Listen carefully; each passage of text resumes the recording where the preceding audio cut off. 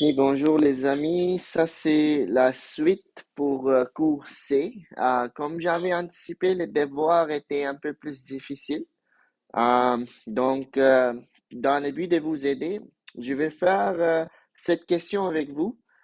Je vais vous donner des indices pour la deuxième question, OK, que vous allez devoir faire toute seule.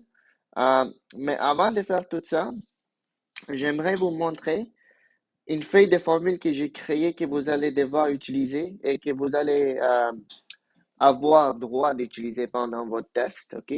Alors, rapidement, je vous montre une photo à gauche. On a la formule ici pour l'air total ou bien la surface et une autre formule pour les volumes, OK? Alors, on va regarder les prismes ici, OK?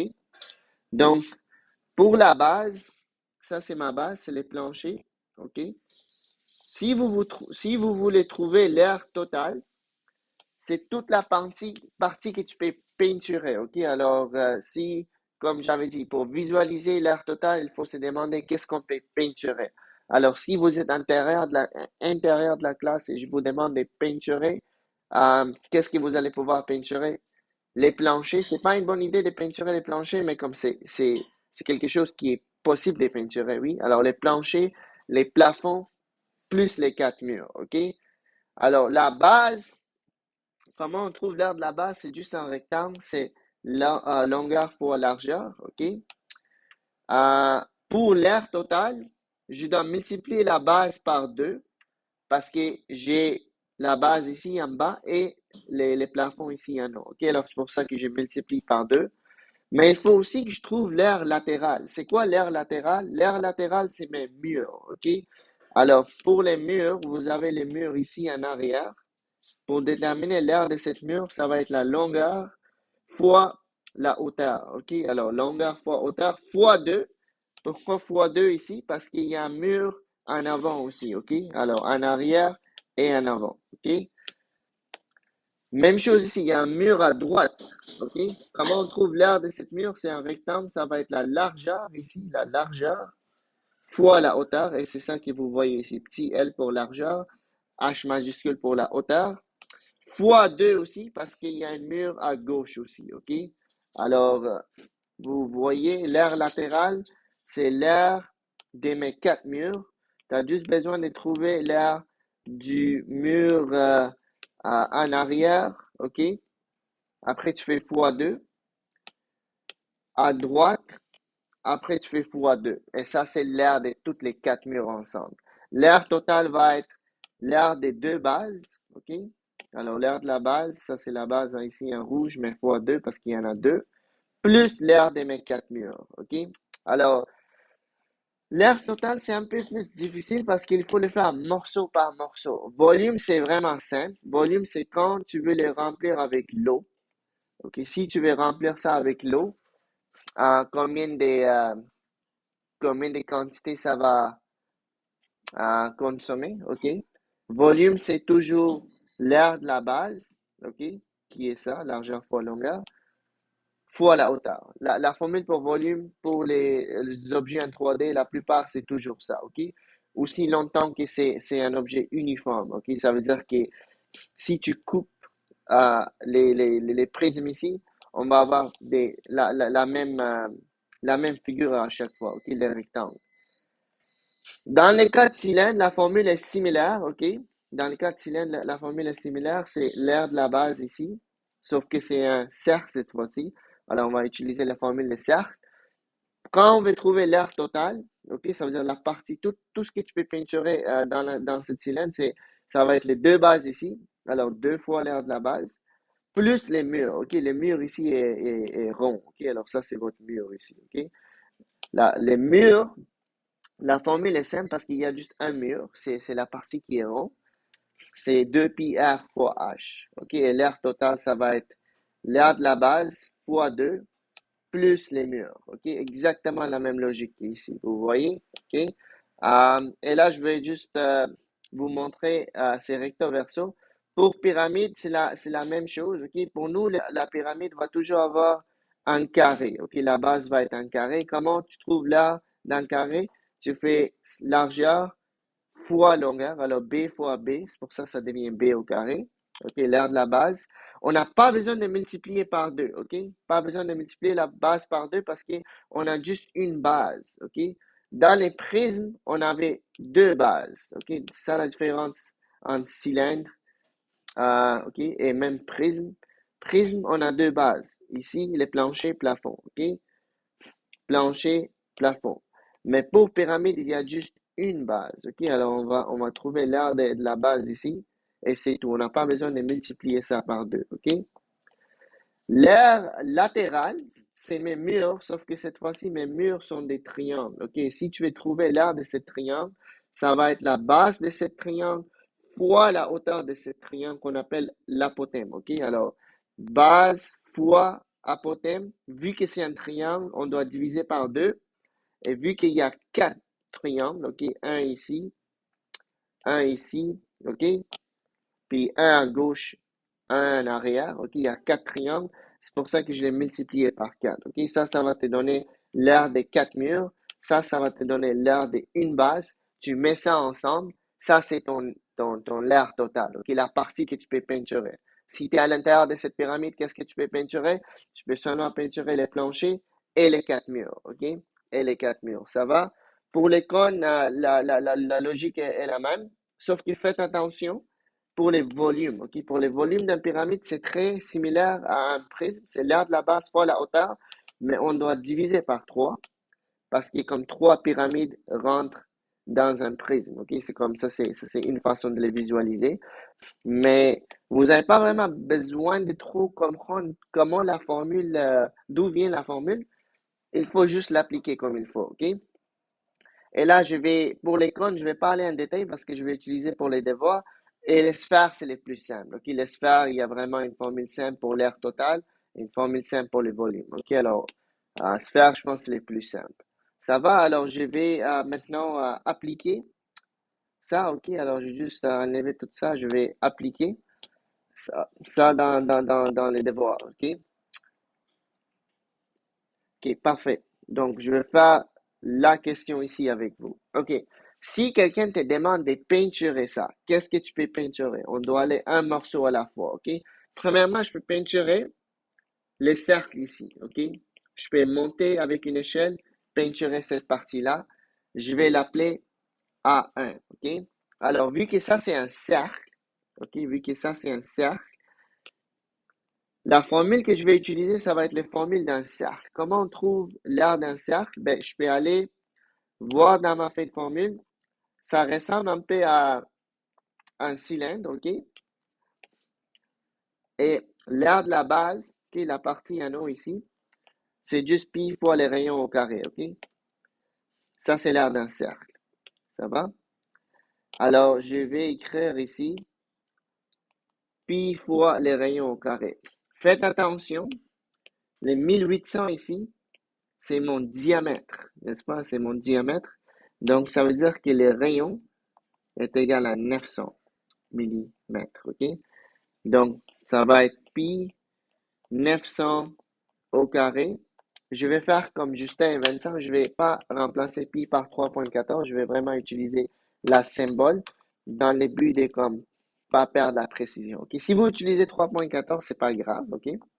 Alors, si je fais ça, ça me donne, oh, ça me donne un chiffre vraiment grand. Ça me donne 2 millions 544 690,049 millimètres au carré, OK? Deuxième chose que je peux peinturer, OK? C'est les murs ici, OK? C'est comme les murs de mon cylindre. Vous voyez l'aire latérale de mon cylindre, OK? Cette partie-là de mon cylindre, OK? Alors ça, je vais l'appeler à A2. Et ça, c'est l'aire latérale de mon cylindre. OK, alors, c'est comment on trouve l'aire latérale de notre cylindre déjà? On regarde dans la feuille de formule. L'aire latérale, c'est ça. OK? L'aire latérale, c'est les murs. Latéral veut dire les murs. OK? Alors, c'est 2 pi fois les rayons fois la hauteur. Alors, je vais utiliser la formule. Ça va être 2 pi fois les rayons fois la hauteur. Alors, 2 pi fois les rayons, c'est 900. J'utilise parenthèse pour dire multiplication. et la hauteur, c'est 1570, OK?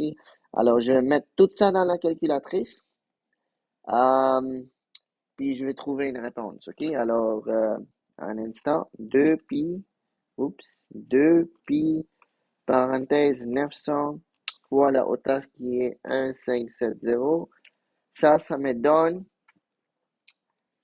8 8 millions, excuse-moi, 8 848 140,839. Ça va?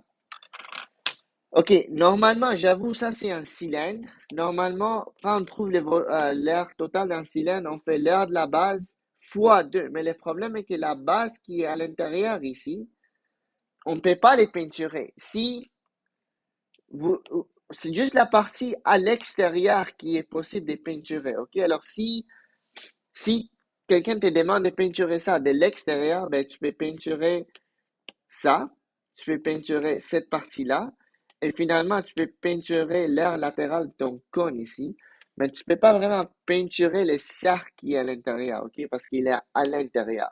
Si quelque chose est à l'intérieur, on ne peut pas le peinturer, OK? Honnêtement, l'air total, c'est comme la partie à l'extérieur qui est possible de peinturer, OK? À l'extérieur.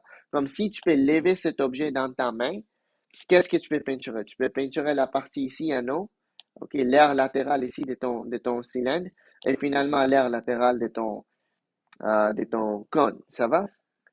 Ok, alors je suis presque là. Il faut juste que je cherche l'air latéral ici, ok, de mon cône. Ok, et ça, l'air latéral, c'est cette partie-là. Et ça, je vais l'appeler A3. Ok?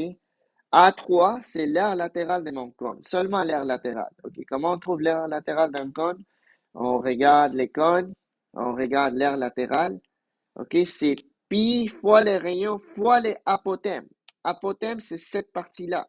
Ok, malheureusement, j'ai pas les apothèmes, j'ai juste la hauteur et j'ai les rayons, comme j'avais mentionné en classe. Alors, je vais devoir faire Pythagore pour trouver l'apothème. Ok, alors je suis dans un scénario un peu comme ça. Regardez. Je connais les rayons.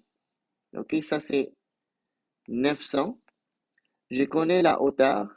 C'est la même hauteur qu'ici. OK, ça, cette hauteur-là, 1930. Ça c'est 1930. Et moi, mon but, c'est de trouver les apothèmes. OK? Alors, d'abord, je vais faire un side calcul parce que la formule, c'est pi fois les rayons fois A. J'ai, j'ai les rayons, j'ai pas A. Alors, comment je trouve A? Pythagore me dit que A est égal à 900 au carré plus 1930 au carré. Vu que ça, c'est l'hypoténuse, ok, ça va être plus. Et là, je vais prendre la racine carrée de tout ça, ok? Alors, je vais faire ça dans ma calculatrice. Alors, ça me donne 900 au carré plus 1930 au carré, racine carrée. Ça me donne 2129,53, OK? À millimètres, OK? Ça, c'est juste une longueur, c'est l'hypoténuse. OK, parfait. Maintenant, je peux appliquer la formule, OK? Dans la formule, j'ai l'SP tel quel, le rayon est 900, et finalement, je remplace les apothèmes par 2129,53. Je vais mettre ça dans la calculatrice et les multiplier ensemble, OK? Alors, on met pi, on met 900, et on met 2129,53. Et ça me donne 6 021 104,223. OK? Tout ça, n'oubliez pas, OK, ça c'est millimètres cubes. Ça aussi c'est millimètres cubes, OK? Parce que c'est l'air. Alors, l'air total, c'est quoi? L'air total, maintenant, c'est tout, OK? C'est l'air de la base, la partie ici que tu peux peinturer. Si tu pouvais monter sur cet objet, OK? Tu peux peinturer la base, l'air latéral et l'air latéral des cylindres ici en bleu et l'air latéral des cônes ici. C'est seulement cette partie-là que tu peux peinturer. Tu ne peux pas peinturer le cercle qui est à l'intérieur, OK? Parce qu'il est à l'intérieur, OK? Donc, l'air total va être la somme, ok, va être juste l'air 1 plus l'air 2 plus l'air 3. OK, alors quand je vais additionner les trois choses ici ensemble, on va voir qu'est-ce que ça me donne.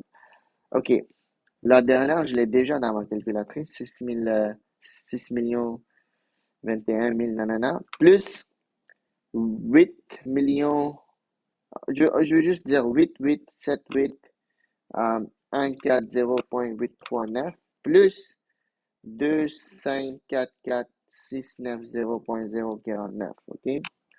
Quand j'additionne tout ça ensemble, ça me donne 17 millions, OK? 443 935.11 millimètres cubes. Carré, pas cube, parce que c'est là, OK? Alors, c'est proche de cette réponse, c'est pas vraiment identique. Pourquoi c'est pas identique? Parce que on a perdu un peu de précision ici, OK? La réponse ici, c'est pas vraiment ça. Euh, et aussi, ouais, c'est comme on a arrondi les réponses ici, c'est pas grave, OK? Alors, les corrigés a dit que c'est ça la réponse, mais la nôtre est quand même proche de ça, OK? On a juste perdu un peu des... Je sais pas, ils ont utilisé quelle valeur des pi, honnêtement. J'espère qu'ils n'ont pas utilisé 3.14, OK? Alors, ça, c'est la bonne réponse. Vous voyez comment ça marche? C'est vraiment une question de se demander l'air total ou bien la surface, OK? Comme c'est mentionné ici dans la feuille de formule. L'air total ou bien la surface, c'est la partie que tu peux peinturer, OK? C'est la partie que tu peux peinturer. Dans le cas d'un cône, OK? Si tu peux lever la cône, tu peux peinturer en bas ici, la base, plus cette partie-là qu'on appelle l'air latéral, le mur de votre cône, si vous voulez, OK? C'est possible de peinturer ça si tu peux le lever dans ta main, OK? Alors, j'espère que ça fait du sens. L'autre question ici, il est vraiment difficile parce que mais je vais vous aider avec ça, OK? Premièrement, tout est donné à un pied, alors que lui, il est donné un pied et inches, OK? Alors, pied et pouce. Un pied, 6 pouces, c'est la même chose que 1,5 pied, OK? Alors, je vais remplacer ça, je vais écrire 1,5 feet en anglais, c'est pied, OK? Parce qu'il y a 6 pouces, pensez à Subway, OK? Un, un pied, c'est 12 pouces. OK, un sandwich à 12 pouces, c'est un pied. Alors, 6 pouces, c'est la moitié. OK? Alors, ça, c'est un pied. 6 pouces, c'est la moitié, donc 1,5. OK? Alors, je vais premièrement vous aider avec ça. Deuxièmement, je vais vous aider à visualiser. Ça, c'est une tente. OK? Comment la tente marche? OK? Si quelqu'un te demande de peinturer cette tente, n'oubliez pas, dans le cas de la tente, on n'a rien en bas, oui. On n'a pas une base en bas. Normalement, la base, c'est du sol, OK? Puis dans la tente, il faut que tu rentres et sors. Normalement, ça, c'est la porte qu'on utilise pour rentrer et sortir. Mais lui, la question ici est un peu bizarre. Ici, c'est cette partie-là en avant que vous voyez, c'est ça qui est ouvert, ok? Alors, c'est cette morceau-là qui est ouvert. Les gens peuvent rentrer comme ça et sortir, ok? Alors, c'est cette morceau-là qui est ouvert. Tout le reste est fermé, ok? Alors, il n'y a pas vraiment un mur ici. Il n'y a pas vraiment un mur ici. Les gens peuvent rentrer et sortir, ok?